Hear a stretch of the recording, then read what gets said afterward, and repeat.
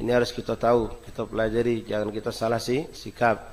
Apalagi di saat itu saat-saat yang paling menentukan, paling genting antara na'udzubillah husnul khotimah atau sebaliknya di saat seperti itu. Karena sebagaimana apa yang didatangkan oleh hadis Rasulullah SAW, ketika siapapun kita hendak wafat, di saat itu datang dua makhluk Allah. Yang satu mengajak kita untuk selamat, yaitu malaikat Allah. Dan yang satu lagi iblis laknatullah yang akan mencoba merayu kita, menipu kita, sehingga na'udzubillah min dzalik, di akhir hayat kita tergelincir. Karena tipu daya, tipu muslihat iblis yang dalam di antara riwayat dikatakan akan datang menjelma menjadi orang tua kita, seandainya yang tua kita itu wafat, atau siapalah yang kita cintai, yang mengajak kita untuk melakukan suatu perbuatan yang perbuatan tersebut karena rasa cinta kita akan kita pelai, datanya itu akan menggelincirkan kita keluar dari syariat Allah di akhir hayat kita. Na'udzubillah min dzalik. Maka kita benar minta kepada Allah Subhanahu wa taala dalam apa yang kita baca setiap malam, barangkali dalam ratib ikhwan, nasihat buat diri anak dan kita semua, bacalah, bukan sekedar baca tapi benar kita harapkan, kita resepi dan kita berharap hebat kepada Allah. Ya Allah biha, ya Allah biha, ya Allah bi husnil khatimah.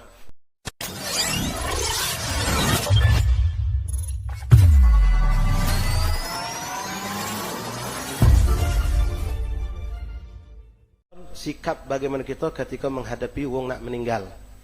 Ini penting, semua kita mungkin bakal ngalami ikhwan rahimakumullah. Mandi ke mayit belum tentu. Ya, mengkafani mayit belum tentu. Paling kita melok nonton, melok nyingok, melok nyiram paling. Tapi ini boleh jadi kita menghadapi. Nah, ketika kita menghadapi ada orang yang hendak sakaratul maut, ini yang harus kita lakukan. Jangan sampai kita lalai. Wallahi ikhwan, ini penting. Kenapa? Detik-detik terakhirnya dia itu. Barangkali detik-detik terakhir itu kita bisa memberikan pertolongan agar dia mendapatkan puncak husnul khotimah. Tapi kalau ahli keluarga lalai galau bahkan melakukan kesalahan, boleh jadi dia dalam keadaan saat hendak wafat itu dalam keadaan sempit yang luar biasa. Ini harus kita hidupkan suasana keadaan yang membantu mayit itu meninggal dalam keadaan husnul khotimah. Ini penting diperhatikan. Jadi kalau kita melihat ada orang atau sudah ya, vonis dokter itu boleh dipercaya, boleh tidak, boleh ajal di tangan Allah. Cuma kadang-kadang kita ada tekan, kita ada perasaan atau kita sudah memang pengalaman melihat orang sudah, karena dulu sudah pernah ngadep yang meninggal 2-3 kali. Jadi pasti nggak ada keadaan sikap tuh. Hati kita ini ngomong, oh tidak lama lagi pecahnya. Ya, kita bukan kasyaf, cuma tajribat. Ya, kita pernah ngalamin sebenarnya kita bisa mengetahui. Nah, apa yang kita lakukan? Sikap kita. Nah, ini penting.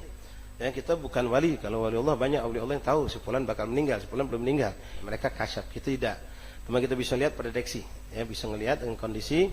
Maka apa yang kita harus lakukan? Banyak ikhwani. Yang pertama, di antara yang harus kita lakukan, jangan kita kebingungan, gelagapan. Kita bagi-bagi tugas. Pertama kali itu misalnya kita lihat sudah kritis di rumah sakit, mampu dibawa balik ahsan. Meninggal di rumah itu akan lebih cantik daripada di rumah sakit, kecuali rumah sakit Islam. Apalagi na'udzubillah kalau meninggal di rumah sakit Kristen, ya, yang ada di situ palang salib segala macam, yaitu kita hindari. Nah, katakanlah ini keadaan di rumah, di rumah. Yang harus kita lakukan pertama, di bilik itu hilangkan semua foto atau gambar-gambar yang akan mencegah malaikat Allah masuk. Ada foto-foto, kalender, gambar-gambar betina tak benar segala macam itu tinggal hilangkan. Gambar-gambar, foto-foto kudo segala macam yang nampak, ya, lukisan-lukisan itu buang, hilangkan kalau. Jangan ada nempel di rumah kita. Atau foto zaman jahiliyah. Zaman jahiliyah itu tolong ikhwani, kamu sekarang sudah betina-betina kita, istri kita sudah berjilbab, bahkan bercadar. Jangan lagi tempel ke bini kita waktu belum bercadar di ruang tamu gambar. Lebih bagus lagi bukan waktu dia belum bercadar, belum berjilbab, masih nempel nganten dulu. Memang gadisnya. Jangan, itu singkirkan, masuk ke bilik kita baik. Nah, foto-foto seperti ini juga, muka aurat seperti ini singkirkan. Jangan ada. Kemudian cegah jangan ada orang yang bukan muhrim ikut masuk. Yang bukan muhrim jangan boleh masuk. Ketika saat sudah kita lihat ini sudah mendekati sakaratul maut. Jadi yang masuk itu gorobah, ahli baitnya, keluarganya yang tidak ada yang bukan muhrim di situ. Besan, ya, segala macam. Tidak usah masuk, minta maaf. Karena ini juga akan membuat mungkin keadaan tidak jadi indah. Kemudian lalu siapkan di situ orang-orang yang kita bagi tugas. Ada yang mentalkinkan, ada yang baca surat Yasin dan surah Ar-Ra'd. Surah Yasin, surah Ar-Ra'd. Berbagi tugas, macam bagian kepalanya. Lalu ada yang mentalkinkan. Ada yang mentalkinkan. Nalkinkan jangan cara kita nih kadang-kadang pas bagi itu kita lakukan, ngucap ngucap Ngucap apa jadi ya? Ngucap sampai kita goyang-goyang kenapa kita ngucap Nah, ini salah apa dia ngucap apa? Dia biasa sagon langsung ditalkinkan ikhwan. Ya, langsung ditalkinkan. Nah, ya habada wallah ikhwani, kalau pacak cari orang yang lidah bersih. Yang mentalkin gini kalau baca cari orang yang lidahnya bersih, bukan orang yang suka melakukan suatu dosa dengan lidahnya. La dakhal wala kharaj, tidak dengan sesuatu yang haram masuk atau syubhat, tidak perlu disuka melakukan sesuatu yang ucapan-ucapan yang kotor. Ahli zikir kalau baca di antara kita. Kalau tidak panggil siapa yang orang kita kenal orang ahli khair, ahli salah. Kalau tidak kata galau siapa yang ngado silakan tidak apa-apa.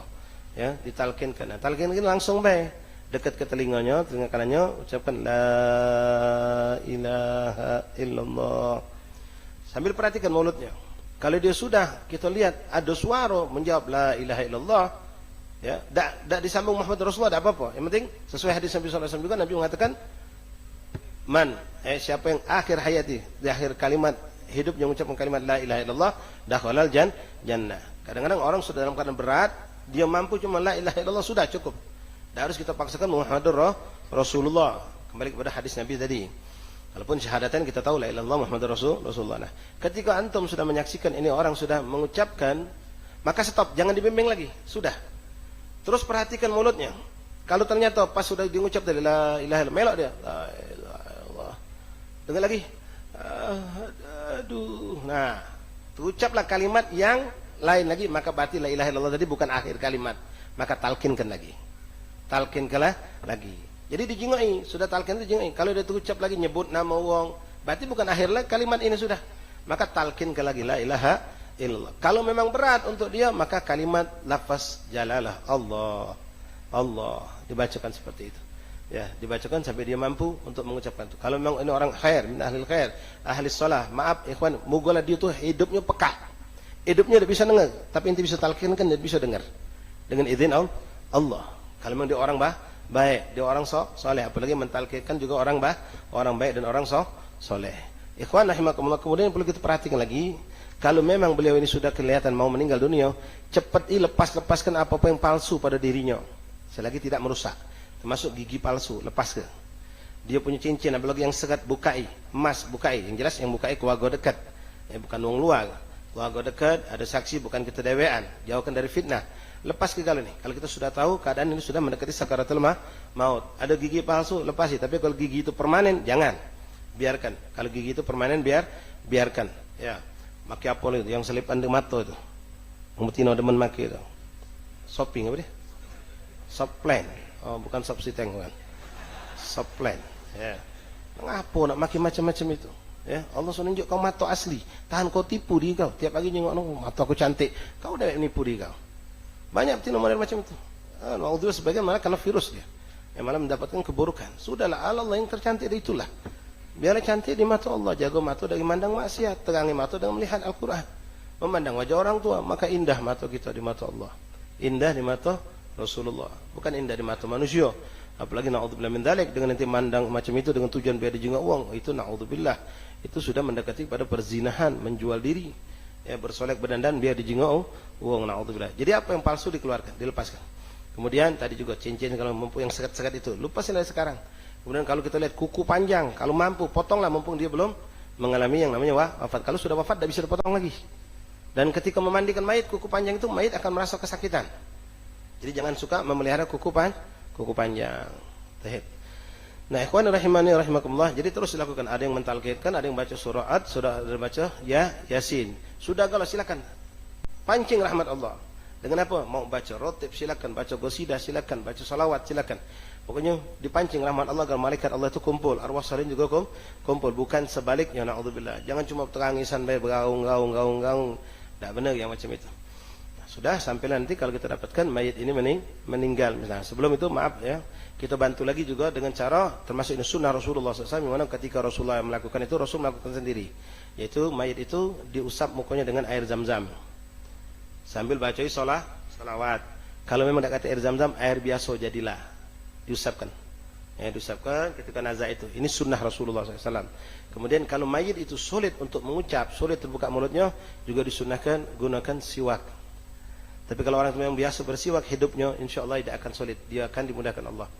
Bahkan Habib Ali bin Abu Bakar Al-Masyur, abahnya Habib Bakar Masyur. Ya, Habib Abu Bakar Al-Masyur kita kenal. Ya, tokoh ulama yang masih hidup sekarang. Mungkin baru ulama, salihin. Kita beliau, kalau salah Habib Bakar bin Ali, bin Abu Bakar lagi Al-Masyur. Itu ketika wafat itu orang salihin ikhwani. Masya Allah. Ini ba'du salihin yang mereka tahu dirinya bakal wafat. itu megang siwak dan beliau bersiwak. Sudah tahu dirinya bakal datang ajal. Sudah mandi, sudah rapi, sudah segala macam, terakhir yang dia lakukan siwak. Kalau saya bersiwak, subhanallah, lalu dia mengucapkan kalimat tahlil la ilaha illallah, dia diwafatkan Allah sementara siwak masih di tangannya. Shallu ala nabi. Wallah, kebanggaan di hadapan Rasulullah. Siwak masih di tangan di akhir hayat. Tapi apa jadinya kalau di tangan kita sesuatu yang diharamkan Allah? Meninggal remote di tangan, meninggal rokok di tangan, meninggal sesuatu yang buruk di tangan kita. Nauzubillah. Hadza haula shalihin. Ya, siwak dan siwak masih di tangan beliau. Itu luar biasa. Meninggal dalam keadaan bersiwak. Nah, kalau kita dapatkan orang yang susah meninggal, ya. Nazak dak meninggal mbek siwak. Ya, kalau ada siwak yang masih baru, ahsan. Kalau itu memang keluarga inti dewek, pakai punya inti tidak apa-apa. Ada air zam-zam, celup air zam-zam. Sambil salat. InsyaAllah akan keluar ruh dengan gampang biiznillah. Akan keluar ruh itu dengan gampang dengan izin Allah Subhanahu wa taala. Wallahu a'lam bishawab. Mengingat waktu, insyaallah kita lanjut lagi. Masih ada beberapa hal yang kita harus lakukan ketika mayit itu sudah meninggal, apa yang kita lakukan.